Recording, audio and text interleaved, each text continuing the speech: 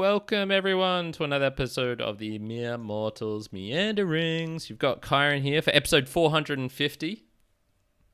Oh, and you got Juan on the other side. Yep, and so we're kind of back to normalcy slightly. I'm back in Londrina here in Brazil. Juan is still in Australia in Brisbane. And yeah, cold Brisbane, and it's actually nice and warm here. And this is an episode where we kind of just go freeform in a way. Although I do have quite a few notes because it's been 2.5 weeks since we've chatted. So I'm sure Juan's got a couple of things to talk about as well. But I've definitely got like a big spiel monologue to go to at the start about my interesting, maybe you would even say life altering changes that have been happening this last week. Oh, okay. A little teaser there. And yeah, so we're live here on the, in Brazilian time, 22nd. So it would be the 23rd in Australia. We'll be doing this roughly, I don't know, weekly. We'll just be doing this weekly at some time, and we'll try and make it happen with maybe a week missed here or there whilst, especially I'm traveling. Maybe even seeing a T-Pain concert. Who knows? So I guess like the big news for me, one, I suppose, is do you want to give us some quick news, an update on yourself, what you've been doing the last week before we dive into my stuff? Well, I was going to say, yours probably going to be the much more varied one. I'd probably say ever since getting back from Japan and the last time we'd had a lot of podcasts, conversation, at least the ones that were conversational between us, there has just been a lot of more, I'd say in comparison, more mundane, more, tidying up of the house, finding new inventions and new milestones. Yeah. But like then this is much more so, I guess, like the call outs is like the milestones that have been sort of coming through from my daughter. So experiencing some of the new things around there. And honestly, that's taken like a lot of time and being with her in good ways. So I think that's been a predominant factor of it. Yeah, look, I'll hold some of the other items of conversation to a little bit later as well. But I think I want to kick off. I want to hear what's been happening on your side. Beautiful. Of the world. All right. So I'm going to focus mostly on the handstand retreat itself for the first half of this. Mm-hmm. Then we'll do the boostagrams, and then we'll go into maybe some more technology, retreating from technology afterwards, which then you can add a bit more input into. So let's just jump into it, man. Okay. So the travel. I've split this up into different sections. I've got like the travel, the people, the routine, the experience, and the learnings. So we'll start off with the travel. So if you see on your screen now, it shows how we actually traveled, where to from Londrina. So to even just get to this, I should start off. I went to a handstand retreat with Miguel Sant'ana from conversation, I think it was 33 that I had him on. He was the one who really sparked my... Long time ago. Yeah. In December of 2020 is when I met this guy for the first time. And... he blew me away with his handstands, and that was the first time where I went, oh shit, I really want to do a one-arm handstand. That is gangster. And just through, basically miraculous timing, and a big shout out to Lucas for organizing this somewhat as well. It was miraculous timing for him. We both kind of got invited to join his retreat and do like basically handstands from Monday to Saturday, with a day off in between on the Thursday. Would still be there, but just not handstanding. And yeah, just learning from one of the best. So it worked out perfectly because I arrived on the 6th of June and we needed to be there on the 9th. So I basically had like one day here in Londrina, and then we did this massive trek from Londrina to Patos de Minas, and his farm is just outside of Patos de Minas. So basically, 13-hour ride. We split it over 2 days. We took a slight detour, I guess, into Votuporanga, which is a relatively small city. Still like 100,000 people or something in. Which region is that in? I think that might be in Sao Paulo, the state of Sao Paulo. And then from there, Lucas had a friend there, so we stayed overnight at this friend's place. And then we drove from there. So that was like a 5.5 hour drive. And then the next one was like a 7.5 hour drive the next day to Patos de Minas and Miguel's farm. I thought after this, and then on the return, we basically did the same thing. Stopped off in Votuporanga for a night, and then drove to Londrina. And from this whole thing, I was like, you know what? I didn't mind this. I thought road trips were kind of fun. This was, I used to think I hated road trips. And then what I realized was I forgot I wasn't the one driving. Lucas was driving the entire time. So I basically just got to kick it and chat shit, whereas he had to actually focus on the road and, do the if you've ever traveled north of Brisbane past Bundaberg, the kind of roads there where we'll have like, it's just one lane each way. And so there's a lot of like overtaking gnarliness that goes on. Man, I think I can't tell if they were close calls or not, but I don't remember them being this dangerous in Australia when I or other people were overtaking on some of the roads here. So a couple of people were like, had no patience for getting stuck behind a truck or a B double. They were just, they were going to go around no matter what. Yeah, they were going no matter what. So yeah, start off really well.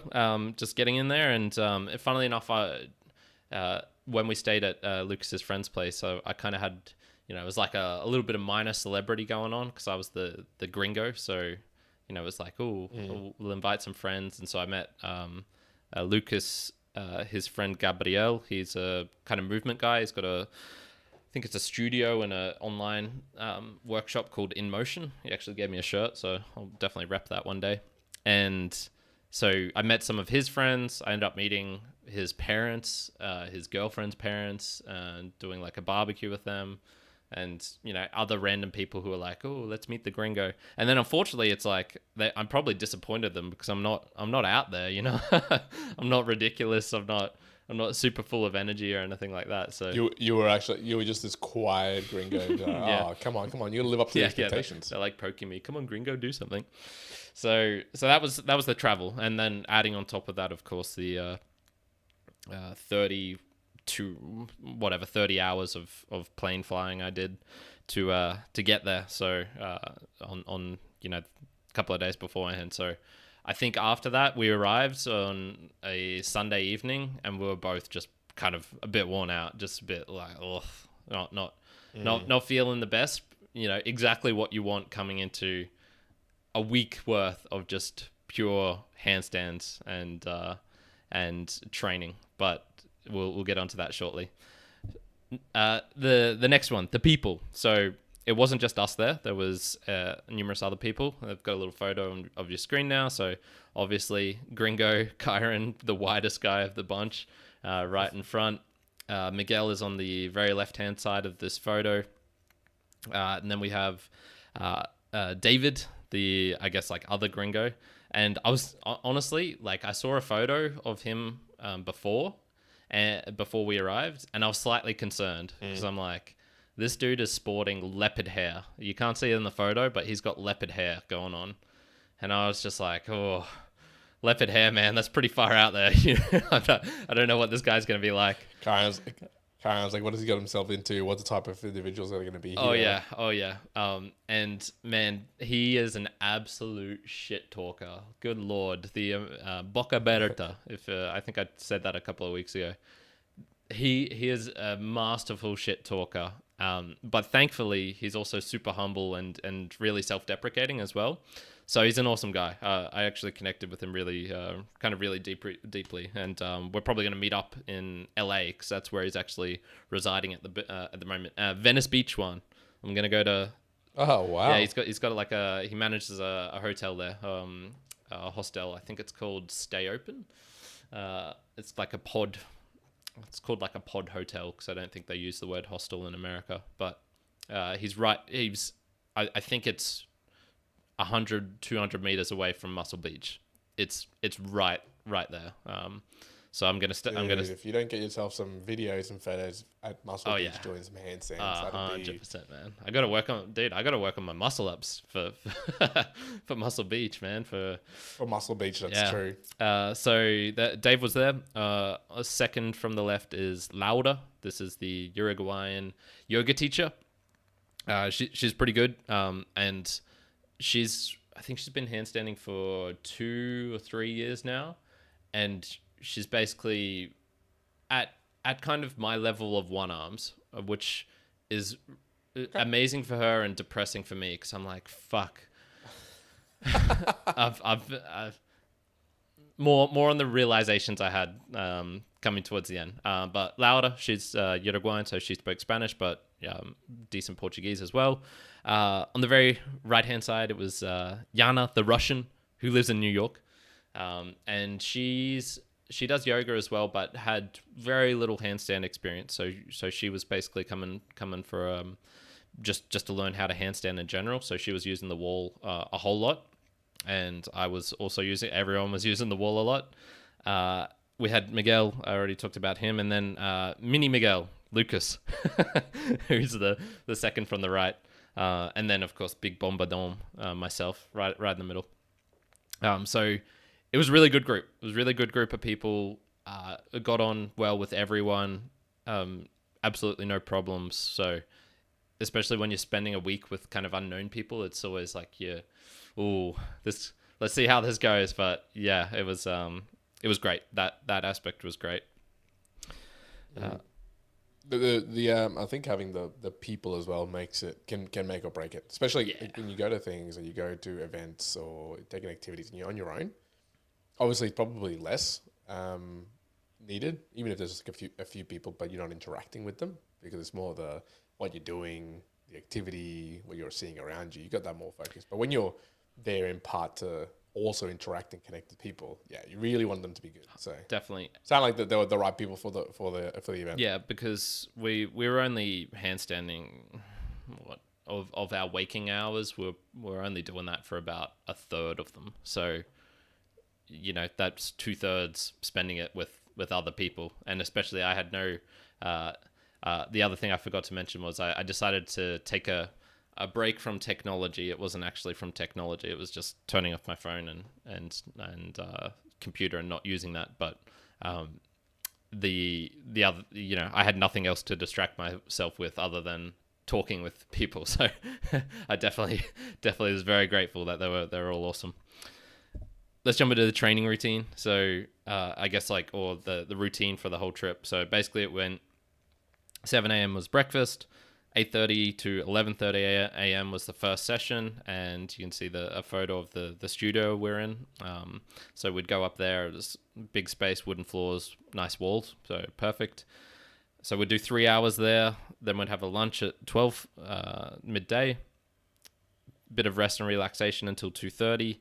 Then I'd go from 2:30 to 4:30 is the second session, and then dinner was at 7 p.m. and that was basically our days. So it ended up being about 5 hours of handstands a day, which, obviously... Damn, Karen's dream. Yeah, it wasn't, not exactly. When I saw the schedule, I was like, oof, morning sessions. I'm not a fan of morning sessions. Yeah, that's true. And then I'm like, oh, okay, well, I promised myself I'd be, whilst traveling, that I would get into the spirit of eating as normal people eat. So I'm looking at that and going, damn, that's 3 meals a day. Am I actually going to do this? I did not end up eating breakfast any day. It just did not appeal to me at all. And I'd usually wake up a bit later than everyone else. So I was waking up at kind of like 7:30. But I was eating lunch one. I was eating lunch. Revelation. That's big, unbelievable. It is yeah. This is the most shocking thing of the trip. Did you find any different with you eating lunch towards your training? Not as much as I thought I would. Okay. I'm not. It's so hard to tell because I couldn't control the variable of, it's not like I was just doing my normal routine and then only adding the variable of lunch. It was, okay, no, I'm also training for 3 hours in the morning beforehand. What I found was I ate a lot. I had I think a decent sized lunch every day, and I think I was burning through enough extra calories that it kind of made sense to be doing that as well.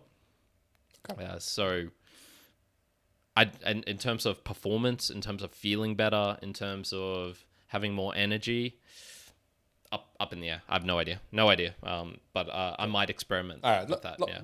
Not noticeable enough. Yeah, for sure. So Probably one of the other surprising things was, so like I said, Monday, Tuesday, Wednesday we trained, Thursday we had off, and then Friday, Saturday we were in this kind of training routine. And I was surprised that everyone came through unscathed. No wrist injuries, no... Miguel was the only one who actually had a fall of any of, because he was doing one arm work on a mini cane, which is like, if you fall from that badly, you fall badly. And so he was the only one who had anything that was even close to like a whoa moment. I came into all of this with like pain in my left wrist, pain in my like right vertebra. So I was going, dude, I'm 5 hours a day. I don't know how I'm going to handle this. Probably it was a bit of the adrenaline, as well as really decent warm-up periods that got into it. So it would typically be a warm-up. We'd do some ab-related work before we trained, and then we'd get into just drills on the wall, and a little bit on the freestanding, but mostly on the wall. And Miguel would kind of give us specialized things because obviously we're at different levels and needed different things. So for myself, you know, I was the most flexible of the bunch, but very surprisingly weak in the shoulders. I didn't realize that. I'll get onto that soon. David's really strong. Like, he can bust out muscle ups, front levers. Like, he's more of a calisthenic guy. Obviously being on Muscle Beach and Venice Beach. But his handstands are kind of like closed. He needs to open up his shoulders, but he's got the strength.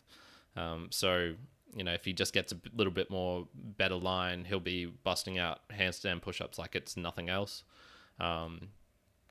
Lucas and Lauda, like Lauda's probably got, and Lauda being Laura, she's probably got the best form out of all of us because she's been training with Miguel for a year or so. So her line is just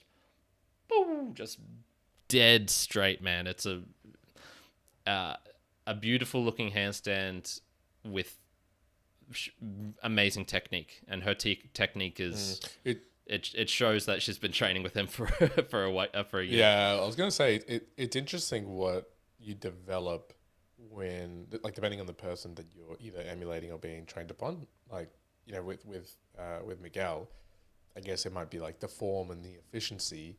But if you've chosen someone who maybe by default was, I don't know, just like a really strong person, let's just say, and so could get away with doing whichever way they wanted to, then you just kind of like forget the efficiency, but just muscle it all the way up.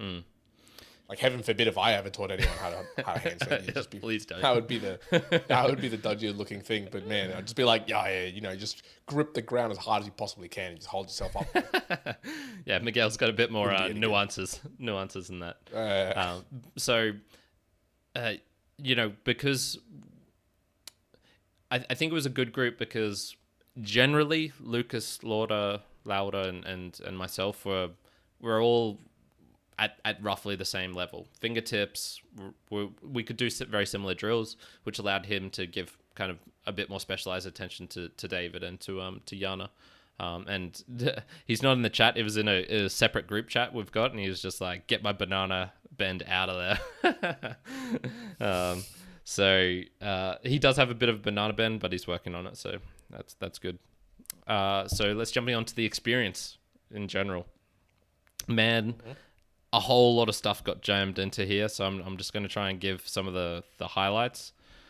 One, we're essentially living like lords, man. This place is ridiculous. It's like a mansion in just not the kind of in the middle of nowhere. You know, it's dirt roads leading out to it. When we were getting there, you just like ridiculous scenery. It's in a valley, you know, on a hill, so you just got this amazing views. The place itself is just spectacular. It's a really, really, really nice place. So, you know, I was living as a lord. There was no cooking. There was no cleaning. There was no worries. I could just wake up, eat, handstand, chill out, eat, handstand. Like, it was essentially, it was pure focus. It was a holiday. It was definitely a holiday, in a certain respect. And I think that was kind of the same for everyone else because, you know, they were coming from LA, from New York, from Uruguay, Lucas from Brazil, I guess me from Australia, technically. So, yeah, it was just paying for that experience of being pampered in a way was really cool. I ate cool things like pão de queijo, which is everyone was saying like this is the place you need to eat it in Minas Gerais. It's got the best food for that. And you know, we're getting home cooked meals from his mum and dad who live there, and from a couple of the people that they bring in to like help out with cooking and cleaning. So, you know, got to eat just kind of authentic Brazilian food, and that was really fun. I shot a handgun. Didn't think I'd be doing that, but okay. there you go. I didn't expect you to say that. It was a revolver with 8 bullets in it. I can't remember the details of it. Bullets are expensive there, man. How much do you think a bullet would cost in Brazil, just for like per bullet? handgun? Yeah, per bullet. I can't. Gee, I would have said like, damn, 40 cents Australian or something. Yeah, no, I think you said it was saying it was about $2 US a bullet. Wow, So that's way more expensive than I thought. yeah, me too. So I think you said $2 US. If it was 2 reais, you'd be pretty close. That'd be 60 cents Australian, but I'm pretty sure he was saying in US dollars. So I did that. That was just randomly. There was just like a shooting target on the bench, and he's like, "Oh, my mom was shooting. Do you guys want to go out?" I was like, "Yes." Now, did you hit it? Yeah. So what? He didn't give us much explanation other than, well, I missed probably the safety thing as well. All I knew was like, I'm not going to point this at anyone, obviously, and I'm going to be very careful holding it. So it was like, you know, the kind of grasp over onto yourself with your fingers to lock it in. And I think I had like 4 or 5 shots or something until I really realized like, oh, you need to line up the sight with the other side. I was just shooting. So I kept on shooting over.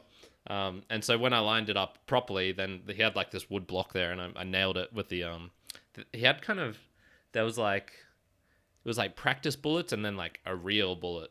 And the real bullet was the one with kind of lead on the tip, which, you know, the type that kills people sort of deal. I think the others would have hurt and probably kill you as well. But yeah. So I did hit the target one. You'll be proud of me. Necessary training for me going to the US. Who knows what's going to happen there. I might have to bust out. Get an Uzi, go into, if you're in Vegas, you go do the flamethrower. Oh yeah, Uzi I've heard. At the I've heard. desert shooting. Maybe might need. I mean, the stories David was telling me of LA, of, you know, just the ridiculous fights that go on there between like homeless people. It's I can't tell if I'm looking forward to it or I'm gonna be shocked at what I find there, because the stories he was telling me made me go, this doesn't sound like a first world country, you know. this doesn't sound like an amazing place to be, but it's the good and the bad, I guess. Moving on, I saw comets, satellites, and maybe even a UFO. So the Milky Way as well. There was one night. Unfortunately, it was like a half moon, so it was still a lot of glare and light from the moon, but the Milky Way was on the other side of the sky, so we got a decent showing. So it's always really fun seeing that. I drank a midday Thursday beer in a hole in the wall bar. So that was on the Thursday. We went into Patos de Minas.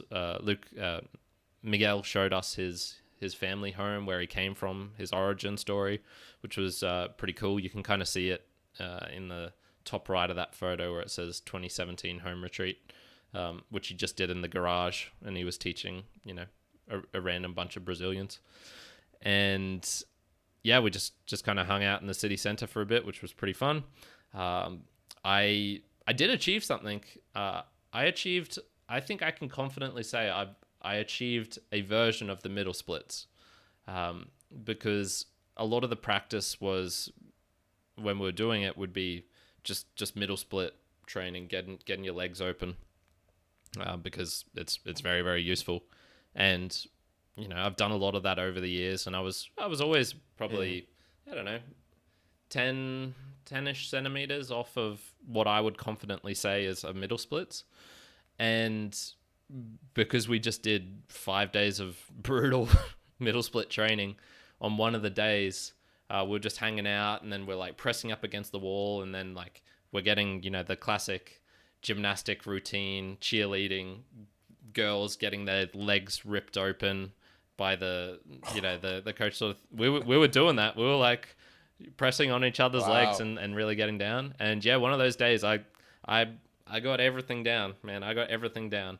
Now it was in the version where I'll try and do this on the camera, where your hips are turned over. So I can't do this with my. Imagine this is your hips. They're like turning over. So it's like tucking your tailbone. If you're trying to imagine what that feels like. So I can do that version. The version which I believe is called inline splits, which is where. So the version I'm talking about is where your toes are essentially facing forward, the same way as your kind of torso is facing if your torso's upright. The other version is where you tilt those legs open so it ends up with your feet pointing up to the sky. That's the version I still have a little bit of trouble with and can't say that I've fully got. But I did that, so that was a win, unexpected win. I toasted marshmallows over an open fire. Got kind of burnt from the fire as well, just in like the sunburny type of way. I'd get out of the pool and I'd be kind of cold, so I'd go too close to it and be, I don't know. I like fire. Fire's really fun.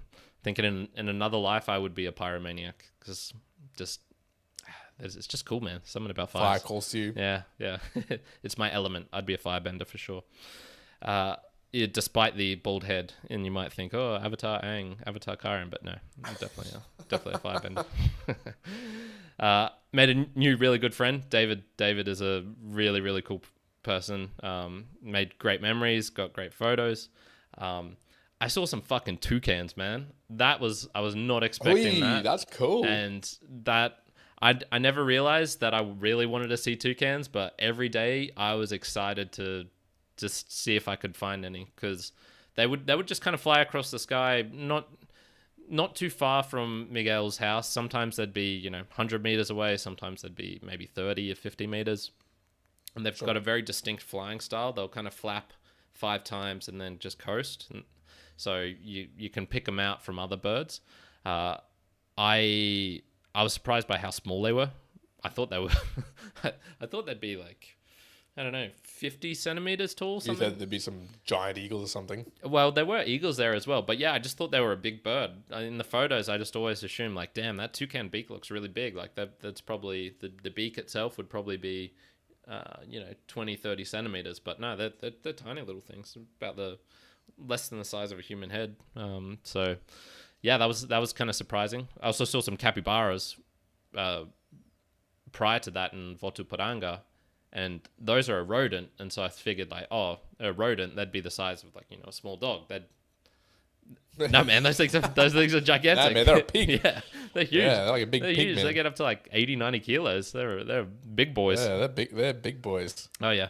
I could have seen a rattlesnake. We arrived a day too late. If I'd got there a bit earlier, I could have seen a rattlesnake, but unfortunately not. And there was macaws as well. I didn't see them because I'm not getting up at 5 a.m. to go see macaws. That's just not happening. Mate, that's the best time to get up to go see macaws. Yeah, you would have loved it there, man. David was getting up at sub 5 a.m. every day and doing a training before the trainings. He's an animal, that guy. Absolute beast. And then, yeah, just saw a lot of the interior of the Brazil, kind of the real deal stuff. It's kind of...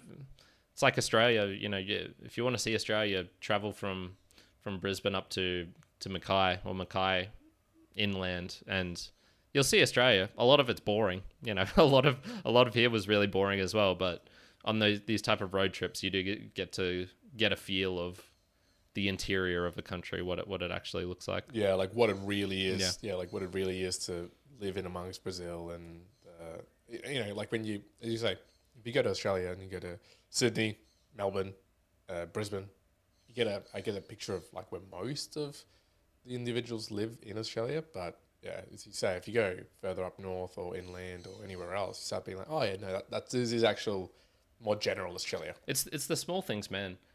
Passing a B double on the road and feeling the wind of it pushing your car and kind of shaking it. That's Australia. That's driving on, authentic interior Australian roads. And you got the same thing here in Brazil. So yeah, getting those, just moments like that, man. They're really fun. And then just a whole bunch of new friends. If I go to New York now, I've got a friend. If I go to Uruguay, I've got a friend. I'm going to Venice Beach. Miguel's in Hong Kong. If I ever go to Hong Kong, I'm sure he'd be happy to like meet up with me for a day or something. So yeah, it's a great experience in terms of the just the experience of it. It was really, really fun. So overall though, what you got from it? Learnings. Here we go. What you got from it? Yeah, learnings. All right. So I've got a little sheet here. So I've got a whole bunch of different learnings. This is the just particular what I learnt about my own handstanding and particularly my weak areas. But it was also interesting to note, okay, for example, in hip flexibility, I'm way better than Miguel. And that's not necessary. It's probably a bit due to training and because I've done a lot of yoga, but also just his body is built different than mine and him getting hip flexibility sucks. So even though I can do middle splits and a version of middle splits and he can do a version, the other version, there's a difference in that. But weakest areas, back bending. This is just general back bending flexibility, strength in the open shoulder position. So this being in a back bend, so really coming through like that and doing a handstand where they're called Mexican handstands. They're very impressive. I've only trained it once and I didn't like it, so it's no surprise. Endurance holds against the wall, rubbish. I was absolutely rubbish with that, which is getting into kind of shoulder strength as well. Dish holds, a classic ab drill, and then just needing to record more video and do more form checks, and not eating enough protein and calories in general. I think I came to the conclusion like I probably need to get a bit stronger, man. I'm not as strong as I'd probably need to be to achieve what I want to achieve. Is that just a focus on the shoulders, or is there anywhere else that is actually needed? I mean, if you look at Miguel's back, for example, he's got a pretty thick back, and his back is built in a way. If I can jump back to one of these photos, maybe you can't see in that one, but you can see, especially when he's like lined up next to Lucas or on a side-on angle, you see like he's just got a lot of muscles kind of like in the interior and upper section. And I'm he doesn't do much calisthenic stuff, although he was busting out 90-degree push-ups, which 3 of them with a weight vest on, which is just absurd strength. So yeah, it's like, did he get strong from doing handstands, or did he get strong and then that helped out his handstands? I'm leaning more towards like he just did so many handstands that he got strong, but I think some particular adjacent shoulder strength type things would probably help me out a bit. And same with the back bending, like doing bridge pose a lot more, for example, or doing it at all, because I haven't been doing it. That would really help. All the other stuff, maybe I can go through another day, but it's not super important. I did have another list here though that I wrote for myself on my journal. Sorry, I had this up before, and then I did a restart of the computer just to make sure that things would be going over okay. No, it's okay. Well, I was gonna say, do you want to leave those learnings, those more personal learnings, and after the Boostagram? No, I'll get them done real quick. So okay. It's better to just do all these right now. So yeah, I guess one was I'm about where I thought I was with my one-arm handstands. I wasn't thinking like, oh, I'm really, really close. I think I acknowledged like, yeah, I've still got a lot to go. But Yeah. Like, probably, I was looking for the right word for this. Lazy isn't the correct one. I think careless. I've been careless with my personal training and preparation. And that includes the whole gamut of stretching, of sleeping, of experimenting with routines, of actual, using the wall, form checks, all of that. I think it's kind of lighted a fire under my ass to train harder, eat better, work on my weak points. And it was a bit disappointing that I had more weak points than I thought I did. That was kind of like, fuck, shit. I need to work. I need to work a bit more if I want to get a one-arm handstand. I probably need to be doing kind of morning sessions again. Not necessarily handstand training, but those adjacent things that I need to work on. So kind of like, some of the ab stuff, some of the endurance stuff. So that was a bit like, fuck. And your eyes are open that you need to actually try a little bit harder. Correct. I realized I can do more than I thought. Doing a double session, starting off with intense stretching, ab workouts, I would have thought would have just been counterproductive. I thought my wrists would have really been complaining after 5 days. And look, I think I've got a little bit of a hangover of I kind of pushed through a couple of things, which if I'd done another full week of that, I'm not sure I'd be...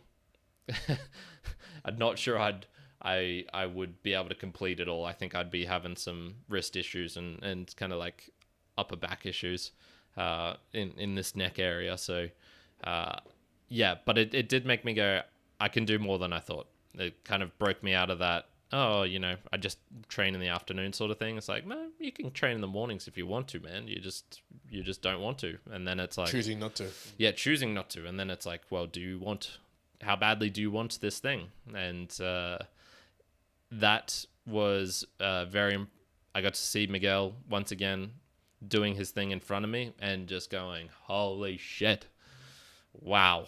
That is so damn cool. So impressive. So strong. Just personally, I want to be able to do that thing. And, for him, it's different because it's part of a work and job. Helps his lifestyle, although he himself was saying like, you don't need to be the best hand balancer to be the best teacher either. And I kind of agree with that. I don't think you need to be the best, the very best. You don't need to be Messi to be able to to coach a football team, for example. So yeah, I kind of agree with that. But yeah, just seeing him doing his thing in practice, even just seeing David and even Laura and hell, even Yana, everyone there impressed me with how much they could do and the strengths that they had. And obviously they have weaknesses, but I definitely prefer focusing on the strengths. So that was really great. Eating the midday meal, recovery, performance, I probably need to look into that more. Then and Miguel is earned everything that he's got, man. That dude works so hard, and it's not just on the small things of being a good teacher. It's being a great host, having the skills to create really great video and photos, of conveying, just everything about that. You could tell that there was. He'd done a lot of retreats. As to why he is so good. Yeah, he'd done a lot of retreats. He knew what he was doing. No, that was really impressive. Just the whole gamut of that. And then probably two of the bigger ones was, I've always said I'm not materialistic. I'm rather minimalist. I prefer to pay for experiences, but I've never really paid for a whole chunk of money for a very short, intense experience before. This one, just kind of lined up that way, and that's how it just occurred, and I wasn't expecting it, and after it, I went, that was worth it. That was definitely worth the money, and it was even enough worth it that I would potentially seek out that experience again, because I was coming to Brazil anyway, so that kind of almost saved half of the amount of the cost just because airfares I was going to be here.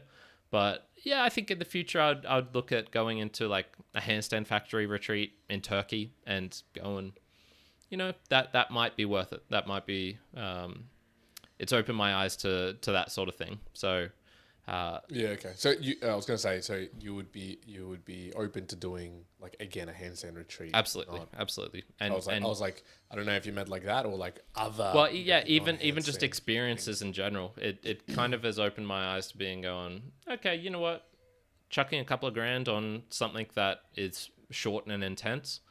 Normally not up my alley, but maybe this one was obviously worth it. So, yeah. Potentially more things like that in the future. And then probably one of the bigger ones was as we were driving home from it, Lucas and I were chatting, and you're on a car ride for 7 hours. You got a lot of time to talk. 12 hours, I guess, because it's over 2 days. And what I realized from that was, half of this sheet here was suggestions from him of, I said, list for me the things I really suck at, the things I'm okay at, and the things I'm really strong at. And I filled in half of them, but he filled in half of them as well. And, particularly the ones which, there's things you dislike and then there's things you really dislike. I really dislike recording video of myself. I just find it time consuming, man. And, this is one of the reasons it's time consuming is because I'm a crappy phone, thank you, Juan, with the burnt screen, so the you can see the number pad in it all the time, and it takes ages to cut videos to it's basically out of space all the time. And I saw Laura, she had a decent phone and she would record, cut it all within, check out her form all within 30 seconds. So then she still also had time to rest before her next set. And seeing her do that made me go, maybe it's not the filming, it's the problem. It's the phone itself. But yeah, just spending that time with Lucas and getting, what would you call it? Authentic, honest, raw feedback from someone who knows you really well, who you've spent a lot of time with, who, you're comfortable enough knowing that criticism that they give you is not directed at you, or it's it's done in the spirit of wanting to help you. Lucas, for example, Miguel on the very last day told him like, hey Lucas, man, your gordinos, your little love handles, you need to get rid of them, man. You need to lose a couple of kgs. And Lucas went, fuck, I got to do it. And he's already implemented that and is working on it, so that's amazing. I want to do that more with the people I love in my life. And the thing about the road trip made me realize it was the atmosphere of the road trip that allowed that to happen as well, and of the retreat. So, I kind of had this for a while with my brother and dad in the casino. That's kind of changed a little bit. With you doing it on the podcast, I think that's been really helpful. And yeah, I'm just trying to think of other ways that I could, force someone to come into a car with me for 5 hours so we can have a nice, authentic, raw chat. And then, but obviously doing that in a way which is fun for both of us. So yeah, it's given me a lot to think about, man. A lot to think about. No, that's good. Good. I mean, part of the reason for you going off and taking the time away, right, was kind of a reset. Gives you a lot of time to just think, right, with yourself, obviously with other people, but there's, when you put away the phone and you're not really thinking about what else is happening, you end up finding a lot of space to just think, right, which is a big thing. Did you, in the end, overall, did you find that it was the reset that you needed? Oh, or yeah. is there other resets beyond that you're like... No, I didn't. I didn't think about mum much at all, which was great. It was nice to just have like a week of that not on my mind. And it just added to the I guess like kind of new starting point. Feels like, all right, fresh way to look at life, and just honestly some fresh energy. It Normally, a thing like that would drain me of energy, but I feel like I got a lot of energy from that. So that was really good. That was definitely worth it. Everything was worth it. Yeah, it was great. It was a great experience. No, that's awesome, man. And 'cause I was going to say, so I was going through some of my notes, right? And I think we might just leave the Boostagrams here till the end. But We'll one of the key do it things, in the middle, man. This is the middle, man. You sure? Yeah, we'll do it. Oh God, do this is the middle. The next bit won't take us long. Won't won't take us long. Okay, cool. Well, let's do the Boostagram. No, let me just talk to this piece first because it kind of connects. Sounds good. So in short, because of the things that have been happening over the last few weeks for me, one of the most interesting things was finding clarity of mind. And it's not that I took away a week to go do something else, but there was 2 occasions. It was if I can remember correctly, it was last Wednesday. I went for quite a long run, but then because of that long run, I absolutely messed up my legs. Not from soreness, Again? but from rubbing together. Again? No, well, not from. Well, it was interesting because I actually ate correctly, did everything correctly. Oh no, one's gone. Not problems, and it wasn't that I was sore. It was in fact that I'd rubbed my legs together so much that they'd peeled off all the skin. Your of the inside of my injuries legs, are so funny, man. Your injuries are so.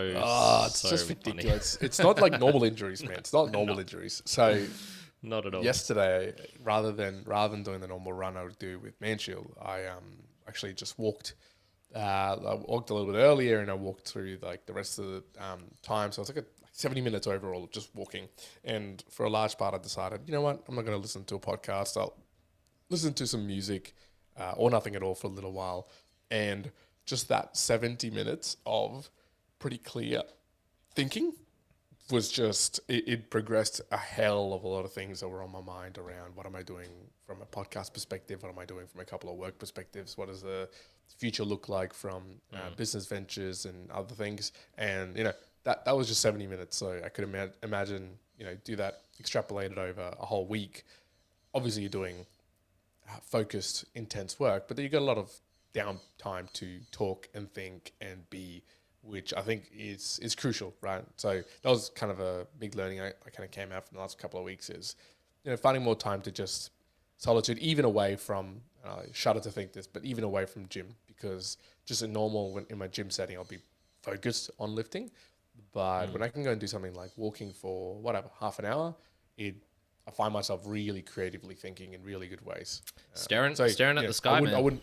I've been saying I need to do more staring at the sky, and I did a whole bunch of that. That was great. Yeah, and look, and it wouldn't be, so this doesn't equate to, hey, I need to do meditating more, because it's not that. I just need time to creatively think and stare into space, basically. And obviously for me, if I'm walking and listening to some music, that's usually a pretty good substitute or usage for that. So no. So that's awesome. I'm glad to hear it, man. I'm glad to kind of worked out exactly with what you wanted. It sounds like you got renewed energy as well, which is always a good thing. And look, for people listening at home, honestly, you don't even have to take a week. You can be as short as take the day, like even 70 minutes. For me, that little walk, that reset me in a way that I hadn't for a little while. So I'd been sick for a bit.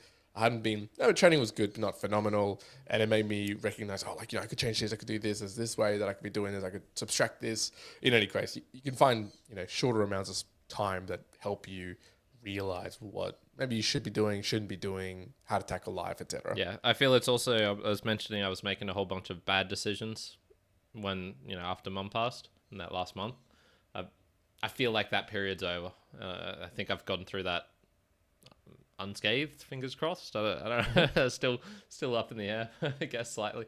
But no, I think the decision making of just getting some time away and being able to just process things a little bit, just time, man, just time, but in a, how would you call it?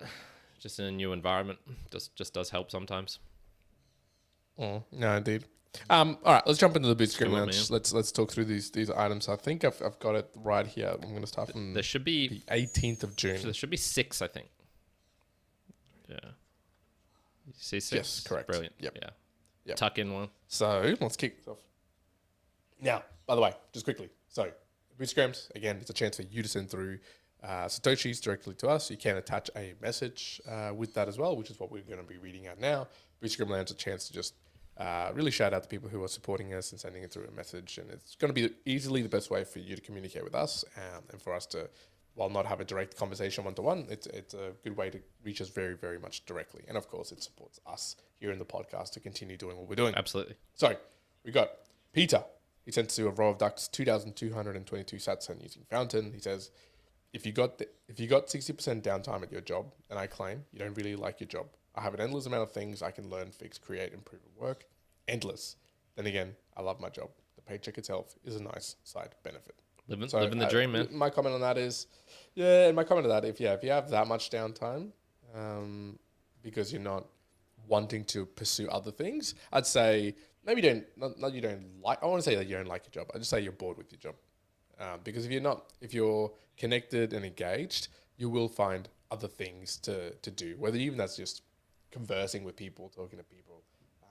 But I'd love to hear Peter's. Very much connected with his job in any case, and based on his note, honestly, there's probably a lot of people who would be beyond 60% and be like, yeah, I don't really like my job. So I think there's some truth in that. Oh yeah, a lot. Move on one. Next one, I've got one from you. Yeah.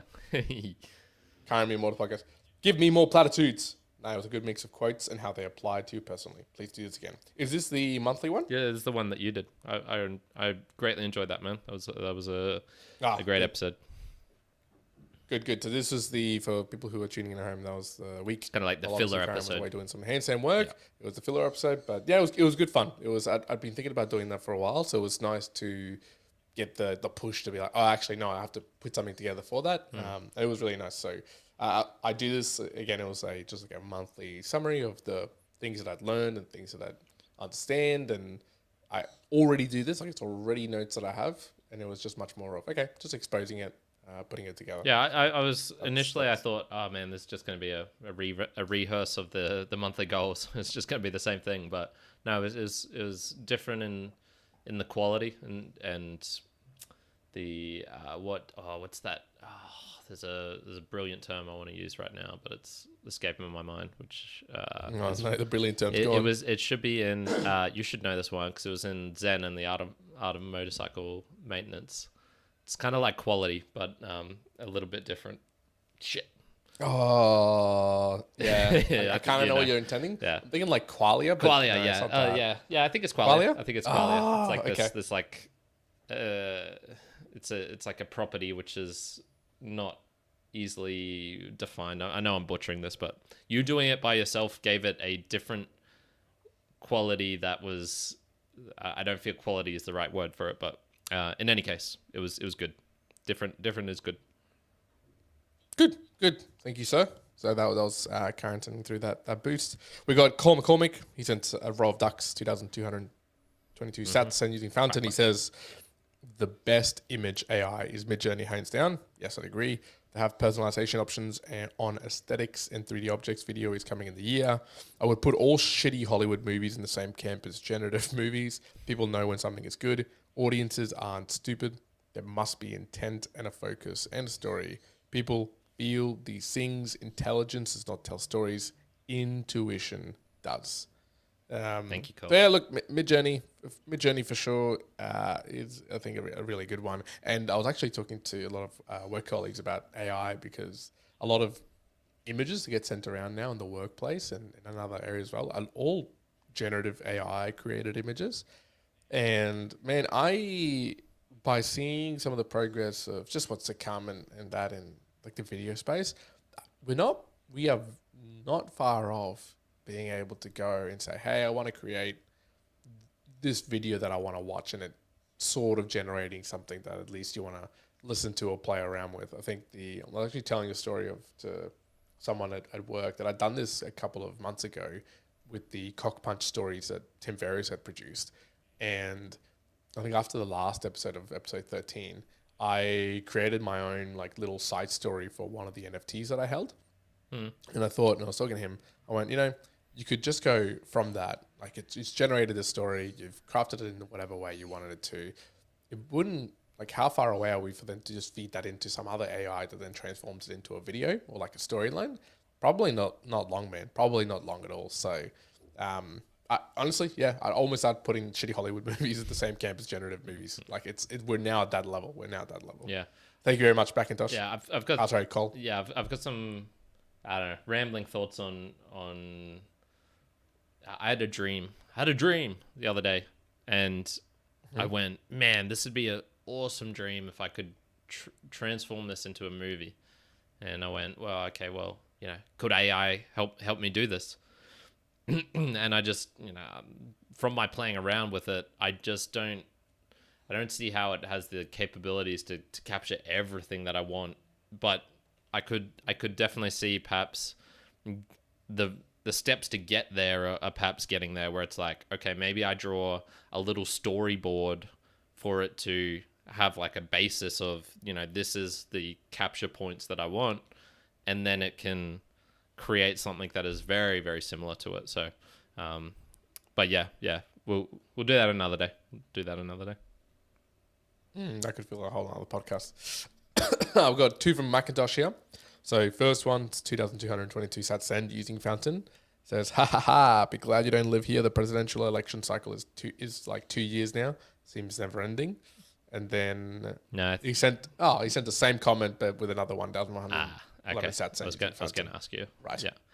Thank you, McIntosh. Double up there. Yeah. Oh, dude. I'll talk about my technology break shortly, but that plays right into it, man.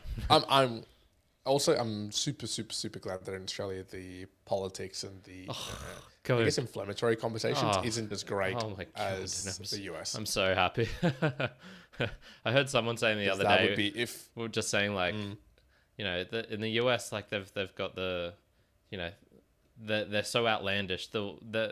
We just don't have much controversy on our leaders. And if I'm sure there's some Australian who would say, oh man, but don't you know that this politician here overdid this? But it's like, yeah, but they're not. I don't know. Yeah, it's a blessing. I've never will I ever say this again, but Australian politics are the best. No, I don't know, man. I like the. You like the drama? You catch a. No. I like some of the videos you get to see of like the Iranian politics. Oh yeah, where they're jumping politics and they're having punching each other. Oh, one of them ran away with the signed paperwork. It's phenomenal. I heard something about that. That would make for great viewing. Oh Lord. If, at least in Australia, if Aldo got into like a fight, man, that'd be awesome. Thank you very much there, McIntosh. Thank you, McIntosh. Peter, another one. One is the reason Japan is banning tourists from some places. 2,222 sats using Fountain. It's all your fault. Perhaps. I didn't go. I wasn't even close to that location where kind of was making media. I think it was a 7-Eleven or a food mart, and then over the top you could see Mount Fuji like really crystal clear. And they started putting up some fences. Yeah. So no, Peter, I wasn't there, but perhaps I was in other places where maybe they decided, no more Colombians. Yeah, for sure. Specifically Colombians, not even people. Exactly, just no more Colombians. All right, yeah. And the last one here. Oh, we got one more, do we? Oof. Yeah, we got one more. It actually came through at 4:48 in the morning, Bridgie time from Peter. He said, "Congrats on Stradler." Oh yes. Stalder. Yep. Stalder. There you go. Just catching up on past episodes. Nothing insightful to add, but I realized that I missed you guys' banter. Oh, thank you. My buddy convinced me to watch Arnold's nemesis, Mike Mentzer, videos from back in the day. Talk about recovery days. Very unique approach to training. I'm going down this history of bodybuilding rabbit hole, and it's surprisingly fascinating. That's another 2,222 sats using Fountain. Keep watching, Peter. Keep listening, Peter, because you're gonna hear history in the making. I go to Venice Beach. I go to Muscle Beach. History's gonna get made, man. Arnold's gonna walk by or something like that, and you're gonna show him just straddle and it's gonna all come together. No, he'll just be like, "Who's this twig on the beach?" It's just Arnold Schwarzenegger making fun of me. For folks who Papa Arnold Schwarzenegger, I'm taking protein, man. I'm doing it. And he's like, "Shut up." Gotta take more. Yeah. The nemesis as well that I was gonna ask you, do you know that? I've never heard of that guy. Mike Mentzer, the only reason that I know him is he's known for getting like really shredded, to the point can't remember if that's because why he died. I'm pretty sure it's the right guy, but yeah, if you look up pictures of him, he looks like he's just straight skin. Oh no, apologies, had the wrong guy. But no, so yes, I do know the guy from. I'll just pull up an image. I do know the guy, but no, I miss. I thought his nemesis was. The guy I was thinking about was another guy. I thought his nemesis Louis was Ferrigno? he was like an Italian guy, right, or a Greek guy or something like that. I thought that was his nemesis. The Louis Ferrigno, the Hulk, guy. Yeah, that's back in the day. Yeah. Okay. All right. Well, Arnold's a contentious guy. He's got a lot of nemesis. When you're the top dog, everyone's your nemesis. They all want a piece of you. Yeah. No, thank you very much, Peter. Thank you very much. So Cole, thank you very much. McIntosh, for anyone who's joining in and just goes like, "Oh, I want to send a boost in," the probably easiest explanation you'll find is on meremortalspodcast.com/support, and I've got a bit of an explainer there of how you can do that, why you would want to do that, and what it means to us. So that's the place to go. But yeah, thank you, Cole, McIntosh, Peter, and myself. Okay, what do we got, Karen? Right. What's your other call that you want to talk about? This one shouldn't take too long. So, I had to give the title something, and the more appropriate title would have been retreating from text-based or other forms of communication other than in real life, person to person. But that's not going to be a very catchy title, or will it fit? So I was using a whole lot of technology. I was using light switches. I was using showers. I was come on. The sense I was using it for was I was using it. I was deliberately taking time away and only getting information in via talking with people, and even that I didn't do fully perfectly, because one night they had the TV on and they were he was playing a video about figures, how to get a figure handstand. So I watched that with the group. What I kind of noticed after that, it felt normal. Just felt normal at the time. It was kind of frustrating a couple of times because David and I, like, our meme game is bang on. When I reference an obscure video, which I will never be able to find. Once again, AI, disappointing. I still can't find the videos that I want typing it into anywhere. No matter how specific I get about the description. How the fuck are you going to create a wonderful masterpiece if you can't even find what already exists? Shits me to tears. Unbelievable. But no need. I've got David AI, because any video that I have referenced in that trip of like, obscure monkey meme, or a photo of those guys who were on top of a wind turbine and it caught fire, and so you see a photo of them like kind of hugging each other because they are going to have to choose between dying in the fire or falling off of, or deliberately jumping off the wind turbine. I referenced that, and he's like, "Oh yeah, I know that. Yep." It's David AI. I don't need anyone else. All I need to do is hang around him and he will get all of my references. So it was frustrating though, having a couple of these in the back of my mind and wanting to, just whip out my phone and enjoy in the video or the photo or whatever it was, but not being able to do that. The real thing I noticed though was kind of coming back to technology. So once again, I'm not the most popular of people, so I think I had maybe 4 messages on WhatsApp and 1 or 2 emails that were non-spam related or non-essential that actually needed addressing. But other than that, not too much. The main thing I noticed was when I came back, I'm like, all right, I'll start listening to some podcasts again and maybe some videos on YouTube, kind of just get back into my normal routine. And the internet was actually out here, and I was using the internet on my phone, but it only had like 100, 200 megabytes a day sort of thing, and I'm not going to buy a plan here in Brazil because I'm only here for another month.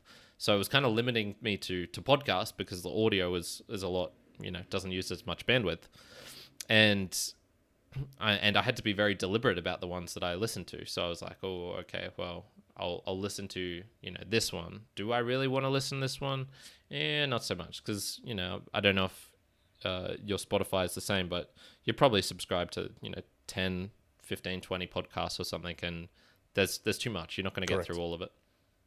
And what I noticed was I went, man, I'm just avoiding like the plague, the really depressing sounding titles or the ones which are just kind of clickbaity, trying to things that are like a problem and will make me feel bad or something like that is what I noticed. So I was going like, here's one. We spend more on debt than war. And that's from Rabbit Hole Recap. And I'm just going like, I don't want to listen to that, man. I don't want to. That I can tell from the title, and it's in all caps as well. That I'm not going to enjoy. I'm not going to enjoy whatever they're going to talk about here. It's just going to be like a problem. And man, going onto YouTube when I had access to that as well. I never noticed it before, but I kind of deliberately just went to like the subscriptions tab and went, okay, let's look at this person. Let's look at this person. Let's look at this person. Go to Jordan Peterson, for example. I don't really listen to his stuff anymore, but if you look at his videos, man, and the thumbnails, To Stand Against the Gates of Hell, God, Marxism, and the Fall of the West. Okay. What else have we got here? The health crisis is manufactured. The food pyramid is a scam. Red meat in your health. Sugar cravings. And it's just like, Jesus Christ, man. Like, it's all just, there's just so much negativity. And did I miss out on anything from my week away? I could have had there's a whole week of bad news just waiting for me after it. And I deliberately did not do that. Deliberately did not partake in it. And I missed a whole week of it. And I just feel good. Nothing happened. Nothing bad happened. Yeah. The world didn't fall to pieces. And honestly, it made me go, fuck. Even though I feel like I felt like I'd got my consumption to like a decent level of things that are useful and interesting and helpful. And I went, damn, I've still got way too much shit in here, which is just going to make me miserable, probably in a small degree, just daily, just hitting me, pinging me. And I don't need that, man. I don't need that. I need like positivity of people face to face. And even if they're talking about their problems, like it's usually like a kind of solvable type of thing. And, I guess complainers, there's people who are perpetual complainers and you do want to try and avoid them. But there was none of them for that week. So that was my main learning, man. I was just like, damn it. I missed a whole bunch of bad news and it didn't affect me at all. I should probably try and miss more bad news. What are your thoughts, man? Yeah, have you ever done any, like turned off your phone or not deliberately not consumed information for a period of time? Well, depends on what the period of time is, right? Like, I don't think it's been definitely, actually, well, while I was in Japan, there was definitely a big period where I wasn't checking any news or at least for me, any work things. So all of that was kind of separated, but I was still using social media, right? So there's still a connection into the world or seeing what's going on. Although in a more micro sense, I tend to do this a lot when it's a particularly good day to do a lot of business or a lot of things I'm doing day to day. So as an example, I think it was on Wednesday. Yeah, it was on Wednesday where I got to run in the morning. The day was really quite full on. I'll go, no, better example, Friday before that. The Friday before that was similarly, got a good training session, really wasn't checking into with much. Went in through the day, it was really quite effortful day with a lot of different work things. And then I decided to take a half day off, and which I just went down with the family, got a fish and chips, chilled out at the new farm, relaxed on the grass, played kicking the ball. One thing that I don't know how much you've seen before, but my daughter now, Vienna, she kicks the ball quite well now. Like she enjoy, like she'll bring you the ball and she'll kick it back and forth to you. So yeah. So we played like kicking the footy back and forth for like a while. And I don't think I checked socials. Probably I would have checked it maybe like at 4 a.m, and then the next time I checked anything was probably 6 p.m. at night or something like that. And it felt good. Again, nothing was missed. I didn't miss anything. I was, I was in the world. I wasn't trying to observe the world. I wasn't trying to find out about the world. I was just in the world that was around me. So it was a good thing. So, and I could see how like more extended periods of that could be fun. Yeah. And I guess the question, maybe this is another topic for another day, is, if you went out onto the farm and you just stayed out there and you just deliberately avoided, information of this sort, deliberately did not have internet out there, so you can only have internet, if you go down your driveway and then you get cell reception or something. How much bad news do you need to get into your life? Because bad news is sometimes a Kickstarter. Oh shit, World War II is breaking out. Oh shit, Russia looks like it's about to invade Ukraine. And I'm on the farm in Ukraine. It's not the best place to be, I'm at the border. Yeah. So there's some, but then again, would you find that out anyway from the farmers down the road who tell you these things? Maybe.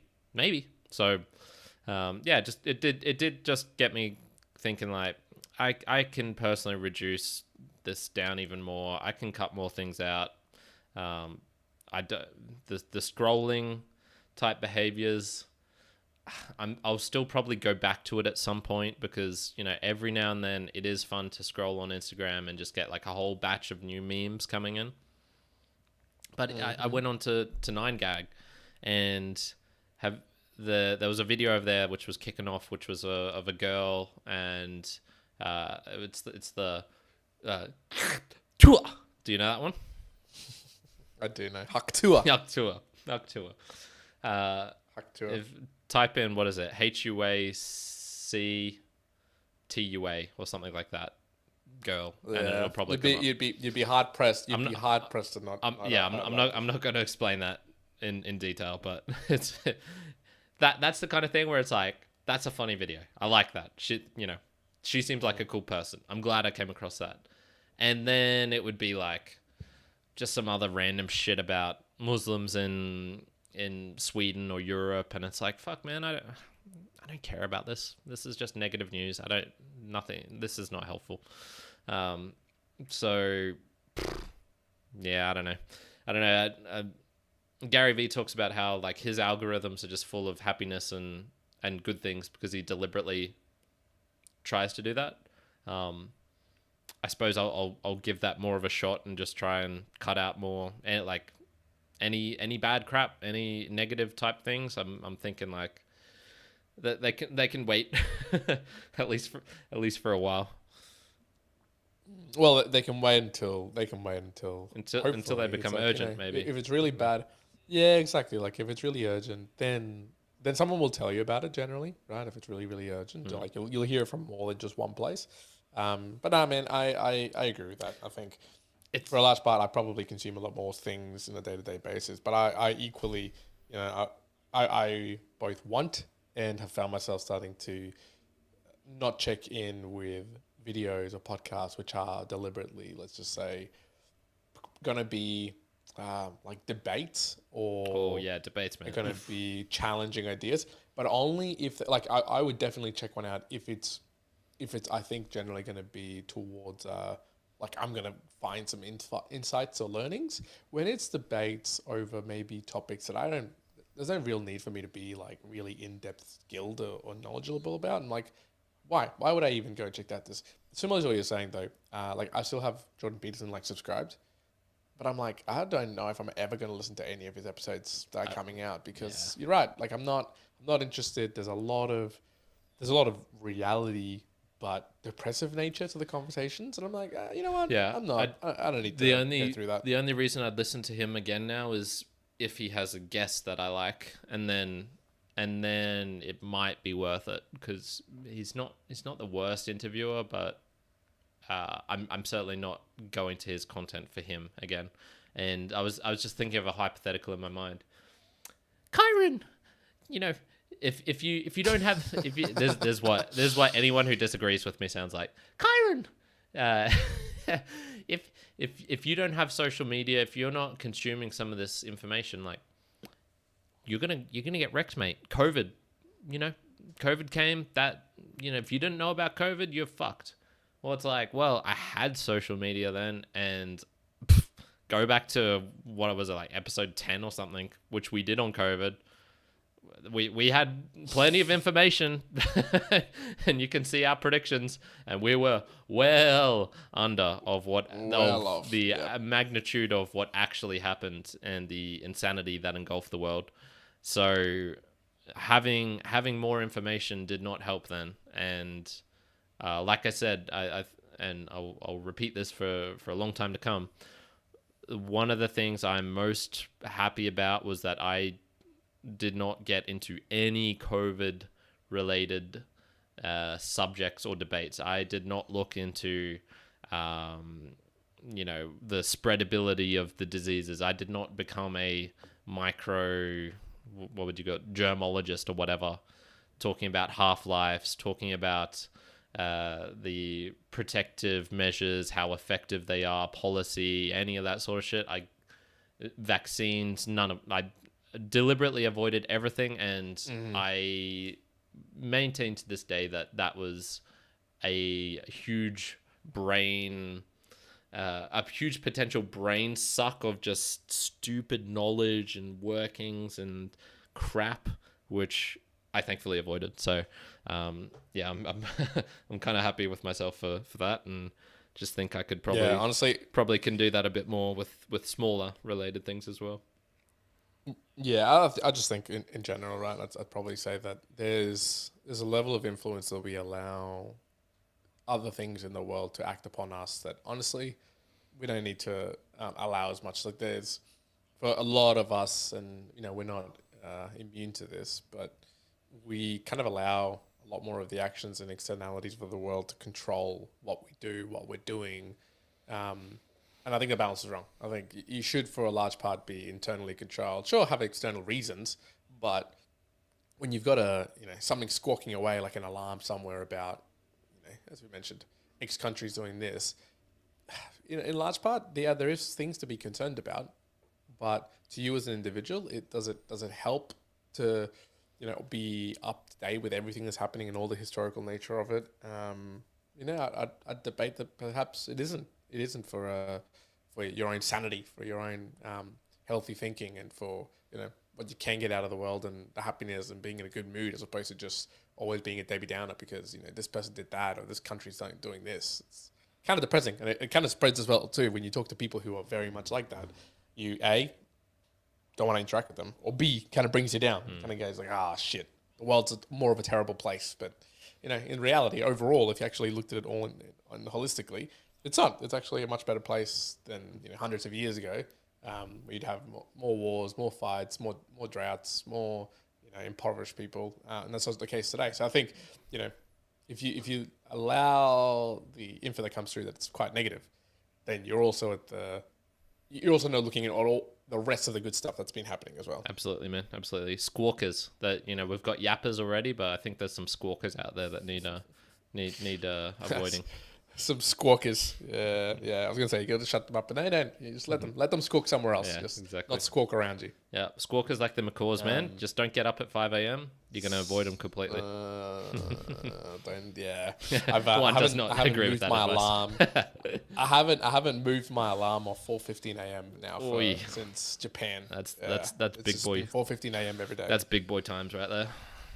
Big boy time, absolutely. All right, we're going to have to wrap it up here, folks. And I'm going for a little bit. But, Karen, thanks for sharing, obviously, the my pleasure. Big sessions, obviously, has been happening over the handstand stuff. I think I didn't get into a lot of the other... So, from those walks, by the way, I came to quite a good pieces of revelation of what I want to do from my different things that are coming from the podcast perspective. Yep. I was able to... Let's save all that for next week. Yeah. I was talking about my annual goals and that I wasn't sure what they were going to look like. Dude, one single walk changed all that. Oi. Completely helped me cement exactly what I wanted. Nice. Yeah, it was really good. Like, it was really, really good. So I was able to write them all down. And yeah, so a lot to tune in to the next episode. I think we'll have a lot of that, but this was much more of a catch up. Let's listen in to, what's been happening in the lives of the Mere Mortals. And then we're going to get on from there. By the way, as well, and I hope this starts happening more from a Mere Mortals perspective than anything else, but little note, I was at the run on Saturday, which I walked, right?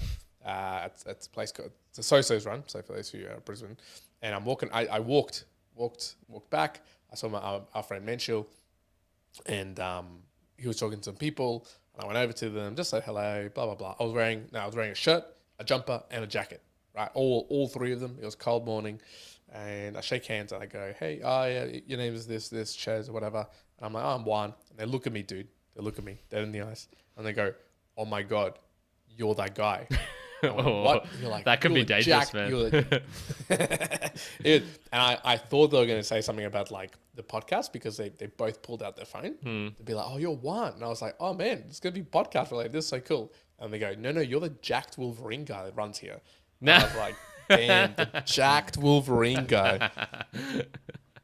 So, nice. I Wolverine. want to be. Where do they get that I from? want to. You don't even have sideburns. I don't know. Jeez. I don't know. Maybe the hairy chest. Maybe that's where they're getting it from. But I went, I kind of want more of those moments, but from a podcast perspective, that would be really fun. Yeah. So in any case, you'll see some good stuff coming over the next few months once again. Love it, man. We're going to leave it there. Karen, thank you very much, man, for the time, and for the Mere Mortalites at home for listening in. Really have appreciated. We have, once again, got to call out, if you want to support us, Mere Mortals, podcast.com/support.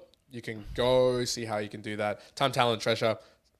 Spend some time with us, share the time that you're listening to the podcast with others. Come join us live. We've got the I'll create them shortly, but the I see Lucas, Patricia, I know David was tuning in as well on our live stream here, which we do on YouTube and as well as on the podcasting app. So if you just look out for, go to our channel on YouTube, you'll generally see there's a scheduled post coming up in the future. So love it if you can come and join us as well. Correct. Talent, obviously, you can send us through suggestions. Give us some bad news. Ideas, things that we should be doing. Give us some good news. And treasure, which is, once again, sending through a Boostagram or sending through some streaming, some Satoshis over to our way. I need to share, with Karen, I'll have to talk to you offline about the Bitcoin ETF here in Australia. That's something that's very recently come up, but tentatively in here, I'll be throwing up that conversation with Jeff Yu from Monochrome, hopefully next week. Oh, so you've already done it? Be on the lookout for that. Yep, already done it.